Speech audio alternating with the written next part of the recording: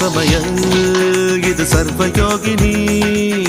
அறுசுவை தருவாள் அவள் அன்னபூரணி